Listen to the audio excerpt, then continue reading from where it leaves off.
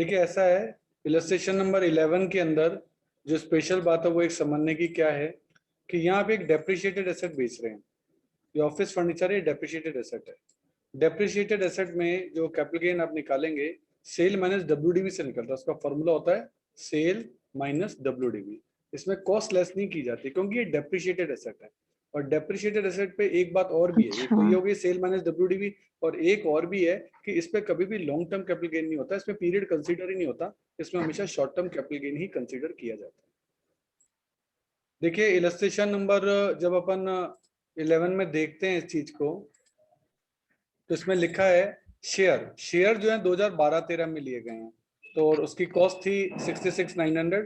तो इसी कॉस्ट को 66,900 को ही इंडेक्स किया जाएगा, 66,900 इंटू 289 करके, है ना। लेकिन हम लैंड में देखते हैं तो लैंड एक्चुअली ली गई है 96-97 में। तो उस कंडीशन में रूल है कि अगर कोई एसेट 2001 से पहले यानी 1 अप्रैल 2001 से पहले ली गई हो तो उस कंडीशन में उसकी कॉस्ट 15,000 या fair market value on 1/4/2001 whichever is more ली जाती है, और विच एवर इज मोर में 60,000 आती है। इसलिए अपन ने यहाँ जब कॉस्ट ली ना तो हमने 60,000 ली है इंटू 289। और 2001 से पहले का अपने पास इंडेक्स भी अवेलेबल नहीं है, तो उस कंडीशन में उसका इंडेक्स भी कितना लिया जाएगा, 100 है, वो फिक्स है, वो आपको रखना पड़ेगा। देखिए इलस्ट्रेशन नंबर 7 में जो बात आती है, प्रॉब्लम आती है बच्चों को, वो ये आती है कि सेल वैल्यू क्या हो। तो मैं आपको इसमें आपको बता दूं, जो आपने capital gain on conversion of land to stock, जो यहाँ सेल वैल्यू ली है, फेयर मार्केट वैल्यू लेते हैं जिस डेट पर आपका कन्वर्जन हो गया, जिस डेट पर आपका कन्वर्जन हो गया, वो जो सेल वैल्यू है वो बिजनेस इनकम के लिए क्या बन जाती है, कॉस्ट वैल्यू। क्योंकि जब यहाँ उसको सेल माना गया इतने में बेचा, तो इसका मतलब बिजनेस ने इतने में खरीदा, और बिजनेस की सेल प्रोसीडर बिजनेस ने से बेचा था 15 लाख में, कॉस्ट मानी जाएगी इसकी 5 लाख, जो उसकी सेल वैल्यू थी वो इसकी कॉस्ट वैल्यू मानी जाएगी। इससे आपकी बिजनेस इनकम इजीली निकल सकती है। देखिए फुल वैल्यू ऑफ कंसिडरेशन का मतलब सेल कंसिडरेशन होता है। अब सेल कंसिडरेशन अलग अलग कंडीशन में अलग अलग, the following facts are relevant relating to full value. तो अलग अलग वैल्यू में कंडीशन में अलग अलग सेल कंसिडरेशन है। ये देखो, अगर आप एसेट को बेच रहे हो तो फिर उसकी सेल प्राइस, अगर एक्सचेंज कर रहे हो तो जो एसेट आपको मिली है उसकी फेयर मार्केट वैल्यू, अगर money on asset received on compensation तो उस कंडीशन में जितना कैश रिसीव्ड या मार्केट वैल्यू जो भी आपको मिल गई हो, कन्वर्जन है तो फिर फेयर मार्केट वैल्यू। अलग अलग डेट पर चीजें अलग अलग है। अगर आपने transfer of capital asset by the way of capital to the firm, firm में बुक कर रहे हो तो फिर आपको रिकॉर्डेड वैल्यू यानी बुक वैल्यू लेनी है। लेकिन अगर आप डिसोल्यूशन हो रहा है फर्म का तो उस कंडीशन में आपको फेयर मार्केट वैल्यू लेनी है। कंपलसरी एक्विजिशन गवर्नमेंट ने आपकी जमीन का कर लिया हो तो जो भी कॉम्पनसेशन आपको मिला हो, और ऐसे कोई गिफ्ट और शेयर डिबेंचर कोई मिल रहे हैं आपको तो उस कंडीशन में जो भी उनकी fair market value of asset है उनको लिया जाएगा। तो अलग अलग केसों में अलग अलग फेयर वैल्यू ऑफ कंसिडरेशन है। और fair value of consideration FVOC, इसको शॉर्ट में बोलते हैं FVOC, इसको सेल कंसिडरेशन भी बोल सकते हो। बाकी इसका ट्रू नाम जो है फेयर वैल्यू ऑफ कंसिडरेशन है। बाकी सेल वैल्यू में कोई दिक्कत नहीं है, बेफिक्र रहो। देखिए स्टूडेंट्स, अभी अपन ले रहे हैं एग्जाम्पल नंबर 12। लिखता है from the particular given below compute the amount of capital gain for the assessee. ठीक है, एक हाउस लिया था इसने सेल्फ कंजम्पशन के लिए 1 जुलाई 2005 को 2 लाख का। सेंट्रल गवर्नमेंट ने 1 जुलाई 2015 को इसको कंपलसरी एक्वायर कर लिया, ले लिया घर को, और कंपनसेशन हुआ 3 लाख का 10 मई 2018 को, और जो इसको कंपनसेशन 6 लाख का और मिला 2 अप्रैल 2019 को। Expenditure incurred by the assessee, SSC ने कोई गवर्नमेंट पे केस कर दिया था, उस कंडीशन में जो है उसके 2,000 रुपये खर्च भी हो गए। फिर इसको केस किया तो एडिशनल कंपनसेशन और मिल गया, ये मिला 29 अक्टूबर 2019 को 2 लाख रुपए और उसमें भी लिटिगेशन एक्सपेंसेस, लीगल एक्सपेंसेस जो हुए 10,000 के हो गए। On the appeal by the central government the Supreme Court reduce the quantum of additional compensation from 2 lakh to 150। ये जो 2 लाख मिले थे ना, ये वाले जो 2 लाख मिले थे, इसको उसने रिड्यूस कर दिया 2 लाख से 150, 10 जून 2020 को, हमारे असेसमेंट ईयर के वैसे बाद है। And the SSC repaid the 50,000 to government. अरे भैया किसने लाइन खींची है? तो अब देखिए सबसे पहले इसको कॉम्पनसेशन रिसीव्ड कितना हुआ, अगर अपन देखें कॉम्पनसेशन 3 लाख का मिला, ये 6 लाख का मिला ये, ठीक है। तो असेसमेंट ईयर 19-20 की बात हो रही है, वैसे हमारा ईयर तो 20-21 है, पर क्योंकि उस साल का भी पूछ लिया इन्होंने कि हाँ भाई कितना हुआ होगा, तो उस साल इसको कितने मिले थे, 6 लाख ये मिले थे, 3 लाख ये मिले थे, 9 लाख मिले थे। और इसने ये जमीन खरीदी थी 2 लाख में, तो 2 लाख का इंटू 254 जो पिछले साल का 2018-19 का जो आपका इंडेक्स है, डिवाइड बाय 117, ये कर लिया। और उसमें खर्चे आपके 2000 के हुए थे, ये भी दे रखे हैं, वो भी लेस हो गए। तो ये पिछले साल का कैपिटल गेन तो निकल गया, कॉस्ट यहाँ लेस हो चुकी है, कॉस्ट यहाँ लेस हो चुकी है सेल में से, सेल जो आपको कॉम्पनसेशन मिला उसी को सेल माना गया है। अब आया हमारा ईयर 2020-21, अब इसमें क्या हुआ कि सर आपको और कॉम्पनसेशन मिला 2 लाख का। अब कॉस्ट लेस नहीं होगी, कॉस्ट अब लेस नहीं होगी, रीजन ये है कि कॉस्ट तो सर यहाँ लेस हो चुकी है, अब वहां दोबारा थोड़ा लेस होगी, हर बार कॉस्ट थोड़ा लेस हो सकती है। कॉस्ट तो एक बार लेस होगी तो आपको खर्चे का डायरेक्शन तो मिल गया। हाँ, उस 2 लाख को गेट करने के लिए आपका 10,000 का खर्चा और हुआ था, ये देखिए आपकी यहाँ लिखा हुआ 10,000 का खर्चा और हुआ था इस 2 लाख को गेट करने के लिए।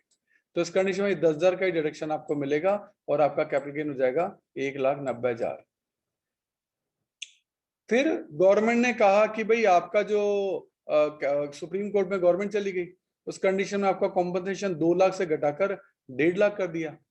तो फिर आपका रिकम्प्यूटेशन होगा कैपिटल गेन का कि सर अब ये 2 लाख नहीं है, अब ये 1,50,000 है, और खर्चे 10,000 तो ये थे, 5,000 और हो गए कोई, तो 15,000 का खर्चा हो गया। तो अब कैपिटल गेन 190 की जगह 135 ही माना जाएगा, क्योंकि आप रिकम्प्यूटेशन में आ गए, गवर्नमेंट ने आपका कॉम्पनसेशन घटा दिया, इस कारण से आपको रिकम्प्यूटेशन जो है वो आपको करना पड़ा। अब अपन देख रहे हैं इलस्ट्रेशन नंबर 15। राहुल ने 500 कन्वर्टेबल डिबेंचर लिए 200 रुपए का एक, कब लिए, 2003 में। और कंपनी ने कन्वर्ट कर दिए 60% portion of the debenture into 5 equity share of the face value of 20 each. यानी कन्वर्टेबल डिबेंचर थे, इन डिबेंचर की 60% वैल्यू के बदले में कंपनी ने इन्हें इक्विटी शेयर दे दिए। और राहुल ने देयरफॉर रिसीव किए 2500 इक्विटी शेयर 20 रुपए का एक, और 500 डिबेंचर 80 रुपए का एक, और उसने इन सभी शेयर्स को बेच दिया 120 रुपए में, और 4,000 रुपए की ब्रोकरेज थी। तो देखो 2,500 शेयर 120 रुपए में बेचे हैं, तो 2,500 शेयर 120 में बेचे, ये तो हो गया सेल कंसिडरेशन। खरीदे हुए कितने में थे, दैट इज द मैटर। और यही आपको इस क्वेश्चन में समझना है कि एक्चुअली उसने ये डिबेंचर वो जो है ना खरीदे तो है ही नहीं, वास्तव में ये इक्विटी शेयर्स ने खरीदे नहीं है, ये तो डिबेंचर ही कन्वर्ट हो गए थे। अच्छा, डिबेंचर था 200 रुपए का एक, तो 200 का 60% कन्वर्ट हो गया, ध्यान देना, आपके 200 डिबेंचर थे, 200 रुपए का डिबेंचर था, और 500 डिबेंचर थे। इस 200 का 60% आपका खत्म हो गया, और बदले में आपको 5 इक्विटी शेयर मिल गए हर के बदले में, तो 500 के बदले में 5 मिलेंगे, तो कितना हो जाएगा, 2,500। तो आपके 2,500 इक्विटी शेयर हैं, और 120 रुपए के डिबेंचर इससे खत्म हो गए, तो 60% वैल्यू खत्म हुई ना, उससे कन्वर्जन जो है वो 60% का है। तो 2,500 इंटू 120 ये इसकी कॉस्ट हो गई, तो 2,500 इंटू 120 आप करेंगे तो ये आपका आएगा, ये आपके 3 तो 0 आ गए, और 25 इंटू 2 50, 1 25 इंटू 1 25 और 6,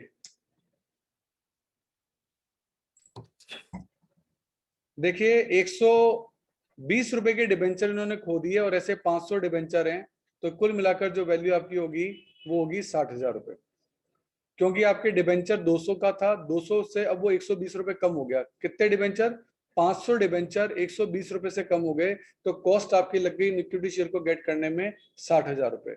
60,000 इंटू 289 डिवाइड बाई 167, ये आपकी आ गई इंडेक्स्ड कॉस्ट। खर्चे हो गए थे 4,000 के, इसको लेस कर दिया, तो ये आपका आ गया लॉन्ग टर्म कैपिटल गेन। तो ध्यान देना, यहाँ आपने जो बेचे है ना, सेल क्या किया है, इक्विटी शेयर किया है, तो इक्विटी शेयर की सेलिंग प्राइस ली है, और एक उसके लिए आपको कितने डिबेंचर खोलने पड़े, उसके लिए आपको 500 डिबेंचर 120 रुपए की वैल्यू उनकी खोनी पड़ी, तो ये आपकी कॉस्ट उसकी होगी 60,000, वो 60,000 रुपए जो है वो आपके यहाँ लिए गए हैं। तो इस कैलकुलेशन का तो तुमको ध्यान रखना है। देखिए एग्जाम्पल नंबर 16 जो है वही बच्चे कर पाएंगे जिन्होंने एक्चुअली क्या है कि डेप्रिसिएशन का चैप्टर कर रखा है, तो जिन्होंने डेप्रिसिएशन का चैप्टर कर रखा है वो लोग ही इस क्वेश्चन को कर पाएंगे। इसमें क्या है, बेसिकली डेप्रिशिएटेड एसेट दी गई है, तभी उनकी है ना डब्ल्यूडीवी दी गई है, कॉस्ट भी दी गई है, डब्ल्यूडीवी। हम जानते हैं डेप्रिशिएटेड एसेट जो है उनका कैपिटल गेन कैसे निकाला जाता है, सेल माइनस डब्ल्यूडीवी, और डब्ल्यूडीवी कैसे निकलती है, ओपनिंग प्लस परचेज। तो ध्यान देना, और इनमें कभी भी इंडेक्सिंग नहीं होती क्योंकि ये डेप्रिसिएटेड एसेट है, इस पे इंडेक्सिंग कभी नहीं होगी, ध्यान रखना। तो जो लोग करना चाहते हैं ये चैप्टर टॉपिक, उसके लिए उनको डेप्रिसिएशन चैप्टर आना चाहिए। फिर भी मैंने फॉर्मूला बता दिया, जो लोग करना चाहें कर लेना, पर ये क्वेश्चन तभी कर पाओगे ज्यादातर जो जिनको डेप्रिसिएशन का चैप्टर आता है। बाकी मैंने फॉर्मूला आपका बता दिया है, इसमें सिंपली क्या करना है, ब्लॉक को आपको ओपनिंग वैल्यू प्लस परचेज, जो वैल्यू आई 90 को आपने कितने में बेचा, दैट डिपेंड्स। अगर 90 की चीज ज्यादा में बेची है तो फायदा हो जाएगा, कम में बेची है तो लॉस हो जाएगा, इस तरीके से। तो ये वाला क्वेश्चन वही जने कर पाएंगे जिन्होंने डेप्रिसिएशन किया है। देखो एग्जांपल नंबर 17 देख रहे हैं, बहुत ही अच्छा क्वेश्चन है। बेसिकली ये क्वेश्चन है इंटेंजिबल एसेट के लिए। ये इंटेंजिबल एसेट कौन कौन सी, गुडविल, टेनेंसी राइट, किराएदारी हक, trademark and land. Land tangible है, वो कंपैरिजन के लिए दिए जिससे आपको समझ में आए। तो गुडविल को खरीदा था आपने 20,000 में, फेयर मार्केट वैल्यू 50,000 की है, और सेल कंसिडरेशन 2,27,000 का है, ठीक है। Compute the amount of capital gain, ठीक है। अब देखो कैपिटल गेन कैलकुलेट कर रहे हैं, गुडविल 2,27,000 में बेची और 20,000 को हम इंडेक्स कर रहे हैं। अच्छा, खरीदी कितनी में थी, 20,000 की, और फेयर मार्केट वैल्यू 50,000 की है, तो फिर 50,000 क्यों नहीं लिया। तो ध्यान देना, इंटेंजिबल एसेट पर वो जो 1481 वाला जो कॉन्सेप्ट था, 2001 वाला कॉन्सेप्ट था, वो ऑप्शन अवेलेबल नहीं है। हमने रूल पढ़ा था कि यदि कोई एसेट 14/2001 से पहले परचेज की गई हो, तो उसके लिए रूल है कि उसकी जो मशीनरी की एक्चुअली कॉस्ट है या एसेट की कॉस्ट है, और यह 14/2001 की फेयर मार्केट वैल्यू है, दोनों में से जो ज्यादा होगा उसको लेना है। पर ये रूल सिर्फ टेंजिबल एसेट के लिए एप्लीकेबल है, ये गुडविल के लिए अवेलेबल नहीं है, यानी इंटेंजिबल एसेट के लिए नहीं है। इसीलिए यहाँ जो कॉस्ट है वो फेयर मार्केट वैल्यू वाला ऑप्शन नहीं लिया गया, यहाँ एक्चुअल कॉस्ट ही ली गई, 20,000 पे लिया गया। चेक करो, 20,000 को ही इंडेक्स किया गया। तो ये बात अपन को समझनी है, याद रखनी है। आगे हम क्वेश्चन में देखें तो टेनेंसी राइट है। टेनेंसी राइट की कॉस्ट ऑफ एक्विजिशन निल होती है। रीजन ये है कि आप किराएदार बन के रह रहे हैं, आपने 20-25 साल तक रहे, किराया दिया, पर उस किराए को कॉस्ट नहीं माना जा सकता, उस किराए को कॉस्ट नहीं माना जा सकता। इसीलिए टेनेंसी राइट की कॉस्ट निल होती है। आपने 2.5 लाख में बेचा है, 2.5 लाख में बेचा है, कॉस्ट निल है, आपका पूरा का पूरा फायदा जो है 2.5 लाख ही माना जाएगा। इसलिए रूल याद कर लो, टेनेंसी राइट की कॉस्ट निल होती है, आपने जो किराया पे किया उसको उसकी कॉस्ट नहीं माना जाता। आगे हम देखते हैं ट्रेडमार्क को। ट्रेडमार्क को आपने बेचा कितने में, 4 लाख में, और इसकी कॉस्ट क्या थी, निल थी। फेयर मार्केट वैल्यू कितना है, 60,000 है। पर इंटेंजिबल एसेट में फेयर मार्केट वैल्यू का ऑप्शन तो होता ही नहीं है, तो इसकी कॉस्ट भी क्या मानी जाएगी, निल ही मानी जाएगी। 4 लाख माइनस निल, आपका कैपिटल गेन आ गया 4 लाख। अब बात आ रही है टेंजिबल एसेट लैंड की, और लैंड को आप देखें तो लैंड में कॉस्ट थी 40,000 की, फेयर मार्केट वैल्यू थी 1 लाख की। इसमें 1481 वाला ऑप्शन अवेलेबल है क्योंकि ये टेंजिबल एसेट है। तो आप 40,000 या 1 लाख दोनों में से जो ज्यादा हो, यानी 1 लाख की कॉस्ट लेंगे, और बेचा है 1133 में, 1133 में बेचा है, 1 लाख की कॉस्ट का इंडेक्सिंग होगा, इंडेक्सिंग कॉस्ट लेस हो जाएगी और आपका कैपिटल गेन निकल जाएगा। तो टेंजिबल एसेट्स का ट्रीटमेंट में 14/2001 का ऑप्शन जो है वो आपको अवेलेबल होता है, यानी कॉस्ट या 14/2001 की fair market value which ever is more, cost या 14/2001 की fair market value which ever is मोर। ये केवल टेंजिबल एसेट के लिए है, इंटेंजिबल एसेट के लिए ऐसा कोई ऑप्शन अवेलेबल नहीं होता है। अब हम देख रहे हैं illustration number 18, compute the capital gain. X acquired, tenancy right इसने एक्वायर किए थे 240 में। अब यहाँ टेनेंसी राइट इसने खरीदे हैं, ये सेल्फ जनरेटेड नहीं है, ये इसने खरीदे हैं, तो खरीदने में आपके कॉस्ट लगी है। It was sold by him, इसने 31 लाख के बेच भी दिए, और फेयर मार्केट वैल्यू कितनी थी, 3,60,000। तो वैसे तो टेनेंसी राइट है, टेनेंसी राइट में 14/2001 का ऑप्शन तो होता ही नहीं है, तो ये 3,60,000 तो कंफ्यूज करने के लिए दे रखे हैं। तो इनको तो आप बिल्कुल ही मत देखो, ये कंफ्यूज करने के लिए दे रखे हैं। हाँ, 31 लाख में बेचे और 2,40,000 में खरीदे, क्योंकि यहाँ खरीदे हैं, यहाँ सेल्फ जनरेटेड नहीं है कि आपने खुद का ही टेनेंसी राइट डेवलप हुआ है। यहाँ आपने कोई पहले की किसी के पास टेनेंसी राइट थी उसकी खरीद ली है, तो उसकी कॉस्ट तो मानी जाएगी। अब तो आपके पैसे लगे इंटू 289 डिवाइड बाई 100। 100 क्यों? क्योंकि 2001 से पहले का है, इंडेक्स कॉस्ट लेस कर दो, लॉन्ग टर्म कैपिटल गेन आपका कैलकुलेट हो जाएगा। देखो इस टेनेंसी राइट में और पिछले वाले टेनेंसी राइट में फर्क था। ये टेनेंसी राइट आपने खरीदा है, ये देखो खरीदा है। पिछला वाला जो टेनेंसी राइट था वो खरीदा नहीं था, वो सेल्फ जनरेटेड था, इसलिए उसकी कॉस्ट नहीं लगी। खरीदा है तो फिर तो पैसे लगे ही, सोचना क्या। फिर लिखा है पॉइंट नंबर 2 में, वाई कमेंस बिजनेस, खरीदा वो बिजनेस स्टार्ट किया और देन 4,50,000 में उसकी गुडविल बेच भी दी। तो 4,50,000 में बेची है और ये सेल्फ जनरेटेड गुडविल है, यानी ये आपने आपके खुद के बिजनेस की है। सेल्फ जनरेटेड गुडविल जो है उसकी कॉस्ट नील मानी जाती है। जैसे सेल्फ जनरेटेड टेनेंसी राइट की कॉस्ट नील होती है, वैसे ही सेल्फ जनरेटेड गुडविल की कॉस्ट भी नील होती है। और ये आपका शॉर्ट टर्म कैपिटल गेन हो गया, क्योंकि अभी आपको 3 साल पूरे हुए नहीं है, तो सेल्फ जनरेटेड गुडविल की कॉस्ट नील होती है। अगर खरीदी होती यानी पैसे पे किए होते तो इसकी भी कॉस्ट ली जाती, ये ध्यान रखना है। आगे कहता है Z sold the brand name of his business for 140। ये उसने खरीदा था 16,000 में, अब तो खरीदा है तो फिर कॉस्ट लगी है। और 140 में बेचा है और 16 में खरीदा था, तो 140 में बेचा है 16 में खरीदा था, उसकी इंडेक्सिंग हो जाएगी, वो लेस हो जाएगा। 2005-6 का खरीदा हुआ है तो लॉन्ग टर्म कैपिटल गेन अपने आप ही हो गया। आगे आपको दिया है point number 4, A is an MBA management consultant है, उसने अपनी प्रैक्टिस यानी खुद की सेल्फ जनरेटेड गुडविल को बेच दिया 6 लाख रुपए में। सेल्फ जनरेटेड गुडविल है, ये खरीदी हुई नहीं है, 6 लाख में बेच दिया, तो ठीक है। सेल्फ जनरेटेड गुडविल की कॉस्ट नील होती है, तो कुछ भी लेस नहीं हुआ, लॉन्ग टर्म कैपिटल गेन हो गया आपका। तो ये आपका लॉन्ग टर्म कैपिटल गेन हो गया। 3 साल का इसमें पीरियड होता है, वो बात अपन को पता ही है। पर ध्यान रखना, सेल्फ जनरेटेड जितने भी इंटेंजिबल एसेट है उनकी कॉस्ट हमेशा नील मानी जाती है, ये बात ध्यान रखना। वापस बोल रहा हूँ, सेल्फ जनरेटेड जितनी भी इनटेंजिबल एसेट है उनकी कॉस्ट नील मानी जाती है, क्योंकि उनकी कैलकुलेशन हो नहीं सकती कि उस पर रुपया लगा कितना। तो देखिए इलस्ट्रेशन नंबर 20 देख रहे हैं। Mister Shyam purchase 500 listed share of PQR company on 15 July 2008 for 72 में खरीदे।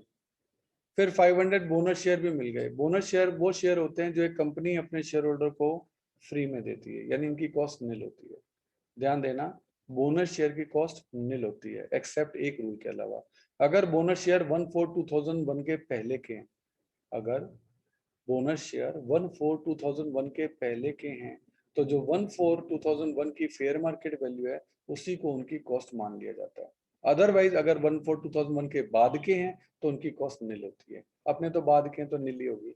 ही सोल्ड ऑल दीज 1000 शेयर, उसने बेच दिए और नेट मिले रुपए 5,90,000 रुपए, सेल वैल्यू जो टोटल मिली।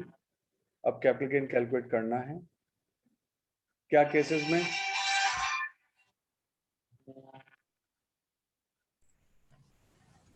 अच्छा, कहता है कि mister Shyam sales only 400 bonus share.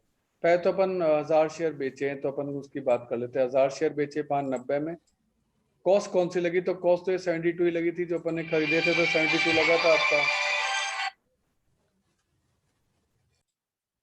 तो इस कंडीशन में आपने खरीदे थे 72 में, तो 72 की आपकी कॉस्ट हो गई।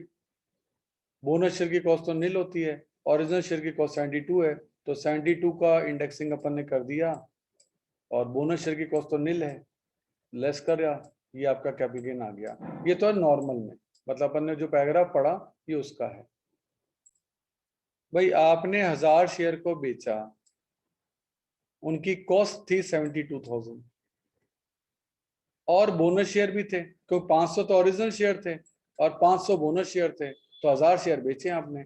उसमें से 500 शेयर की कॉस्ट 72 तो है, बोनस शेयर की कॉस्ट नील है, तो कुल मिलाकर 72,000 को ही इंडेक्सिंग करना है।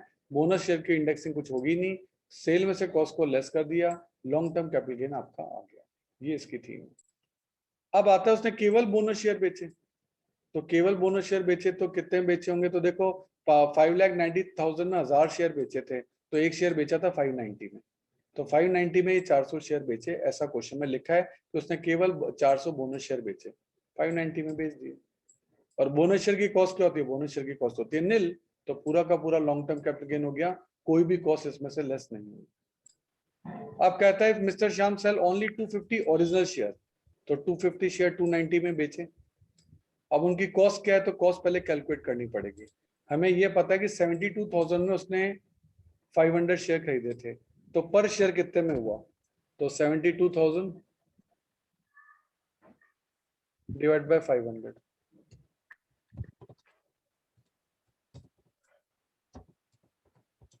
144, 144 में एक शेयर खरीदा। इसका मतलब एक शेयर 144 में खरीदा, तो फिर 250 शेयर कितने में खरीदे, 36 में, तो 36,000 की इंडेक्सिंग की गई है। और 285 शेयर बेचे थे 590 ईच में, इंडेक्स कॉस्ट को लेस कर दिया, तो आपको लॉन्ग टर्म कैपिटल गेन निकल गया। तो आपको पर शेयर की कॉस्ट निकालनी आनी चाहिए। देखो कॉस्ट निकालने का तरीका एक तो ये पर शेयर की कॉस्ट निकाल ली, उस पर शेयर को आपने यहाँ कर लिया, या आप एक यूनिटी सिस्टम भी अप्लाई कर सकते हो। क्या 72,000 रुपए की कॉस्ट है 1000 शेयर पर, सॉरी 500 शेयर पे, तो बताओ 250 शेयर पे कितनी होगी, तो ये होगी 36,000, तो ऐसे ले लो 36, और या पर शेयर की वैल्यू निकाल के देन मल्टीप्लाई कर दो। ये वो आपकी चॉइस है, आप कैसे निकालना चाहते हैं। कॉस्ट निकालना कोई बड़ा खेल नहीं है।